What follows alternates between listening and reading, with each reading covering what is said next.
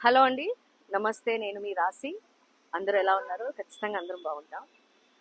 ఆ, ఏదో ఒకటి మాట్లాడేయాలి, మైక్ దొరికితే ఏమన్నా మాట్లాడొచ్చు అని కాదు కానీ అండి, I just want to tell something about my self.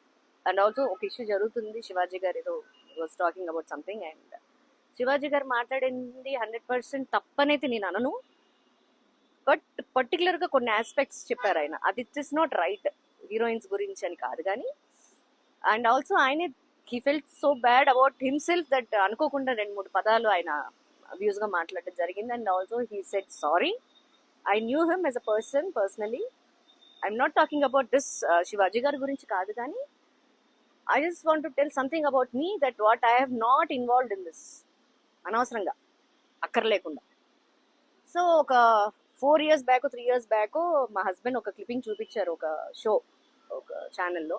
మీ అందరికి తెలుసు, మీరు రెగ్యులర్ గా చూస్తుంటారు. జడ్జెస్ కూడా మీకు ఆల్రెడీ తెలిసిన వాళ్ళే అందరూ. సో అందులో నాకు ఒక కాల్ వచ్చింది. అక్కడి నుంచి కాల్ వచ్చి, ఇలాగ ప్రేసరావి సీక్వెల్ స్కిట్ చేద్దాం అనుకుంటున్నాను మేడం, మీరు చేయాలి అని అడిగారు. నేను చెప్పాను, కొన్ని ఎపిక్స్ ని మనం టచ్ చేయకూడదు. ఐ మీన్ కొన్ని ఇప్పుడు సావిత్రమ్మ లెజెండ్ అలాగా ప్రతి ఆర్టిస్ట్ కి ఒక మూవీ ఉంటుంది. సో నాకు కొన్ని మూవీస్ లో ప్రేస్ రవి మీ అందరికి చాలా ఫేవరెట్. ఇప్పటికి కూడా చిన్నపిల్లలందరూ కూడా నన్ను గుర్తుపడుతున్నారంటే only because of praise Ravi. Regular గా వస్తుంది కాబట్టి ఛానల్స్ లో. ఆ మూవీని మీరు సీక్వెల్ చేయటం, సీక్వెల్ ఇన్ ద సెన్స్ మీరు ఎలాగో కామిక్ గాని తీస్తారేమో, నాకు చేయనండి. నేను I'm not interested. As a judge you want me to come, as a guest I come. But అయినా కూడా దాన్ని సీక్వెల్ చేయడం అనేది కరెక్ట్ కాదు అని నేను చెప్పాను. He said okay. అయిపోయింది. ఇది నేను జానకి కలగనలేదు, షూటింగ్ రన్నింగ్ లో ఉన్నట్టు గుర్తులేదు నాకు సరిగ్గా. It was very long back. అయిన తర్వాత ఒక స్కిట్ చేశారండి సేమ్ ఛానల్ కి. స్కిట్ చేస్తే అది నేను చెప్పాలి కాబట్టి చెప్తున్నాను. రాశి ఫలాలు అనేది వర్డ్ వాడారు. దానికి యాంకర్, ఆ ఎపిసోడ్ యాంకర్, రాశి గారి ఫలాల గురించి మాట్లాడుతున్నావు అని అడిగింది. As a women how can she ask? నేను అది గమనించలేదు అంటే మైండ్కి తీసుకోలేదు. ఇప్పుడు బాగా మాట్లాడుతున్నారు ఆవిడ, ఓకే ఫైన్.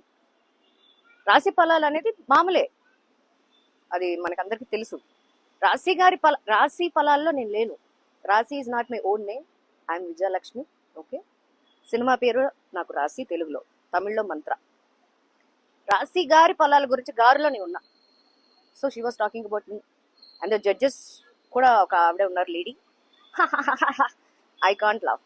నేను ఆ ప్లేస్ లో ఉండుంటే, ఒక నిమిషం అండి ఆపేసి, ఏంటండి what is this, why are using this రాశి గారి ఫలాలు అని ఎందుకండి? అనవసరం కదా. అనవసరంగా ఎందుకు? కామిక్ చేయొచ్చండి.